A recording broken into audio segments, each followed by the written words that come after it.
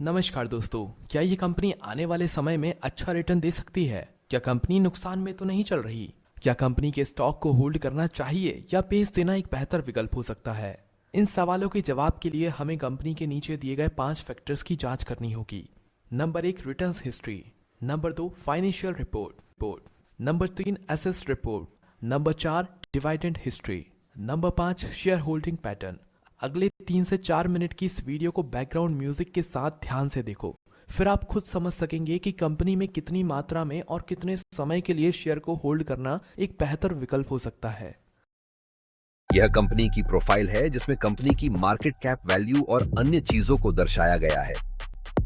Company के stock की value में होने वाले बदलाव को ग्राफ के माध्यम से देख सकते हैं और इससे अंदाजा लगाया जा सकता है कि कंपनी के स्टॉक वैल्यू में कितना फेरफार हुआ है।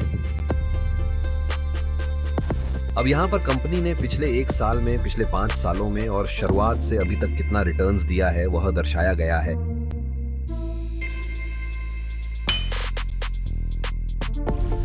दोस्तों, अब हम कंपनी की फाइनेंशियल रिपोर्ट को देख लेते हैं कि कंपनी कितना रेवेन्यू और प्रॉफिट बना पा रही है। क्योंकि कंपनी को आगे बढ़ने के लिए अच्छा प्रॉफिट बनाना भी जरूरी होता है, तो नीचे की रिपोर्ट पर ध्यान दें।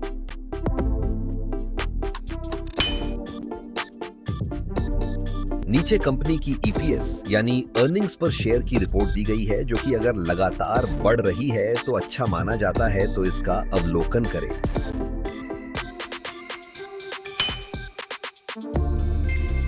नीचे कंपनी की डीपीएस यानी डिविडेंड पे आउट रेशियो को दर्शाया गया है।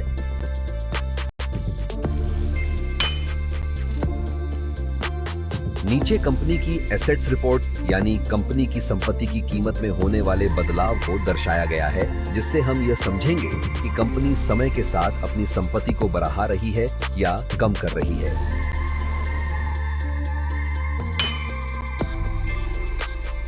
नीचे कंपनी की कैपिटल एक्सपेंडिचर्स की रिपोर्ट को दर्शाया गया है, जो अगर समय के साथ बढ़ता है तो यह कंपनी की ग्रोथ के लिए अच्छा माना जाता है।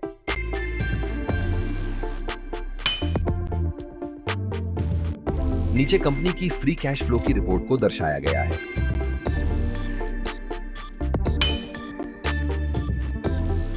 नीचे कंपनी के द्वारा दिए गए पिछले 5 डिविडेंड की रिपोर्ट्स का अवलोकन करें और जाने की कंपनी डिविडेंड के मामले में कैसी रही हुई है।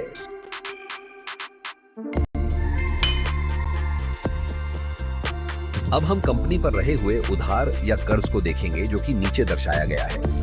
अगर यह समय के साथ कम हो रहा है तो अच्छा माना जा सकता है, पर अगर लगातार बढ़ रहा है तो वह अच्छा संकेत नहीं माना जाता।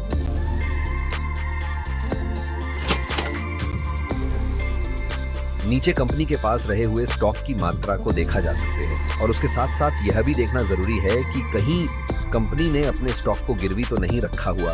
अगर रखा भी है तो कितनी मात्रा में रखा गया है।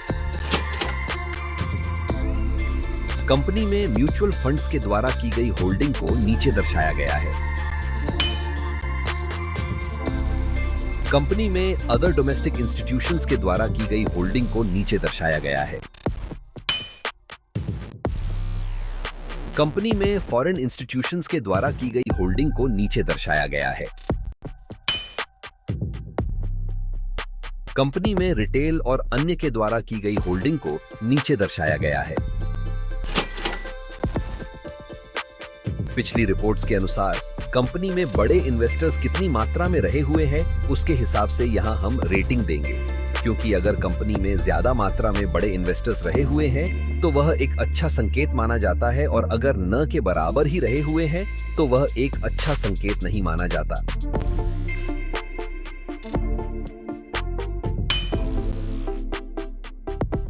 कंपनी में कुछ पॉपुलर प्लेटफॉर्म के द्वारा बताए गए रिस्क को नीचे दर्शाया गया है। कंपनी में निवेश करने के कुछ ऐसे कारण जो कंपनी के स्टॉक की वैल्यू को तेजी से ऊपर ले जाने में मददरूप हो सकते हैं।